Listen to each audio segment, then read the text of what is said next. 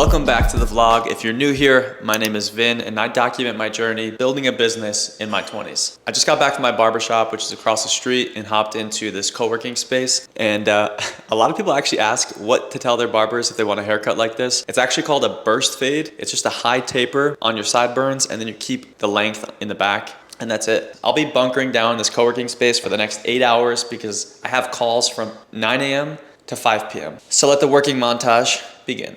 I thought you did a good job explaining why B2B influencer marketing is important and how to think about it, and something that I think about quite a bit. Fully committed to doing content and was just curious if there's maybe an opportunity for us to work together. And so sometimes they're just like, hey, we know what we want. We just kind of need someone, an extra hand to actually manage that relationship. Or in some cases, like we actually don't know what we want and we need someone to help us find more creators. One of the things that we are focused on is like this idea of user-generated content where it doesn't necessarily need to be someone that has this high influence, high authority, but we can actually put them in place where they can create high quality videos and they don't actually need to have a following themselves. Background noises, but it's okay. Maybe I'll throw on my headphones for you. Yeah, I'm in a coffee shop, so that explains it. Sorry about that. But really I'm helping companies in two main areas. One would be influencer marketing. So helping them find, recruit, manage the influencers for their program. And then the other piece of it is content creation directly. Dope. Yeah, like I said, you guys did a really great job. There was a lot of people that were like, yo, who did your website? So anytime that happens, I'll try to tag you guys. All right, I'm starting to get a little hungry now. I think it's time for lunch.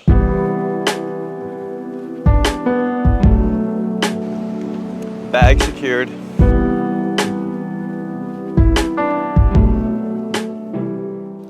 We got the Freaky Bowl, which is like chicken shawarma, roasted vegetables, arugula, avocado, hummus, and rice. And it's looking pretty good. Let me get a video.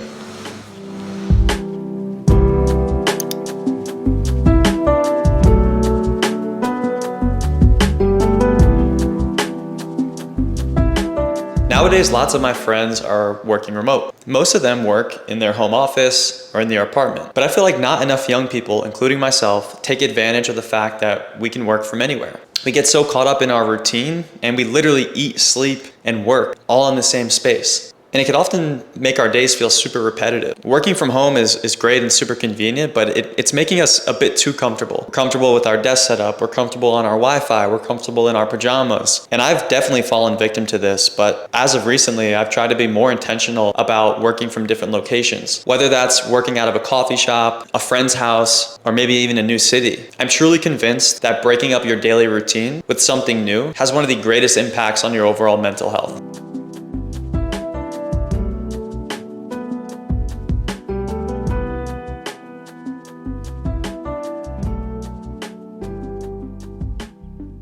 This is the most underrated coffee order. Cortado with whole milk, cinnamon, and honey.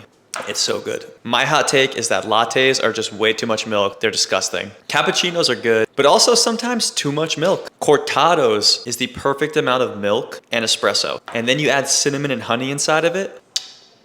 Yo, I'm telling you, I'm putting you on game right now.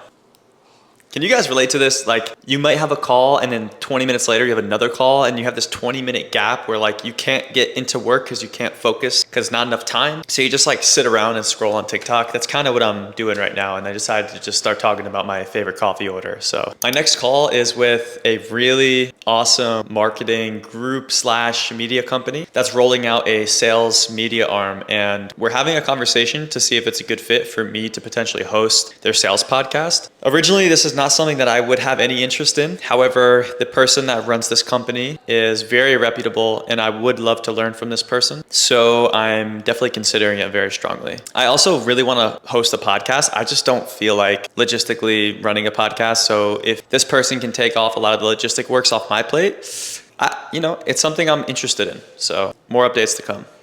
Right now, it's just been me producing content for these brands that are a bit more higher production. And they're doing things like product demos that companies are posting on social, running ads with, putting on their website. That's the offering right now as it stands. I just left the co-working space, had an entire day worth of meetings. Now I'm headed back home, but the day's not over. There's two major things on the agenda for today. One, I need to squeeze in a 5-mile run for my marathon training. And two, I have a sales training tonight that I'm hosting training from 8 to 9 p.m. for my buddy JC's holistic sales community. This has been a super busy day, but this is the type of stuff that I live for. Like, I always think that being busy is a good thing if you're working on meaningful things. If you're super busy, but just going through the motions, that's obviously not a great use of time.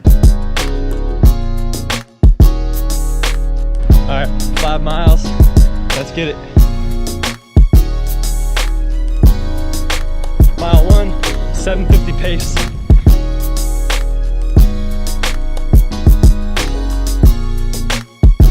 Mile 2.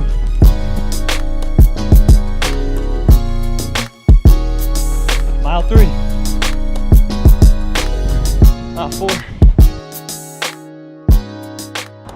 5 miles, 7:57 pace.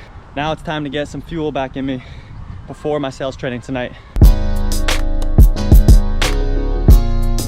So why am I talking about cold email? And at the end of the day, cold email is still the most effective channel because most decision makers, 80% of decision makers, still prefer to be contacted via email. Crafting outreach, personalized emails get 2x more responses. The most important part of this entire presentation is this slide right here. Like, this is my money slide. All of my emails, I start to notice, follow this kind of 4-part structure. The first part of the email should be an observation, right? You could quite literally start it as like, I noticed, I observed. All right, it is about 9:04. We just wrapped up the sales training with the holistic sales group, my buddy JC's group, and we are wrapping up work and we are wrapping up the vlog for today. If you made it this far, I just want to thank you guys for the support and for watching. Videos drop every single week on this vlog of my journey building a business in public in my 20s. So stay tuned for the next episode, and thanks for the support.